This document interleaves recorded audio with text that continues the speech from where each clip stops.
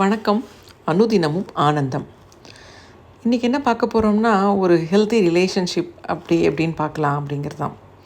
சிலர் பார்த்தா தேவையில்லாமல் யார் கூடயா சண்டை போட்டுட்டு, அவங்களோட ஏன் சண்டை போட்டோம், அவங்கள எப்படி பண்ணிட்டோமே அப்படின்னு உள் மனசில் ஒரு வருத்தம் இருந்துக்கிட்டே இருக்கும். நம்ம பேசாமல் இருந்திருக்கலாமே, நம்ம அமைதியாக இருந்திருக்கலாமே, இப்படி தேவையில்லாமல் வார்த்தையை விட்டுட்டோமே, அவங்கள்ட்ட திரும்பி போய் பேசவும் ஆனால் மனசு வராது, அதை விட்டுட்டு இருக்கவும் மனசு வராது.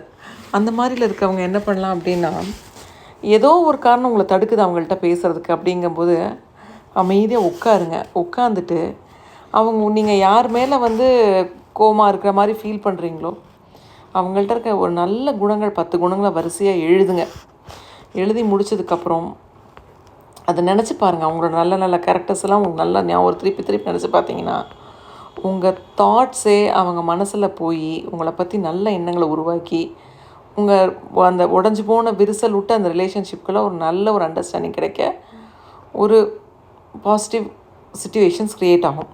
ட்ரை பண்ணி பார்த்துட்டு உங்கள் ஃபீட்பேக் என்னன்னு சொல்லுங்கள். நன்றி.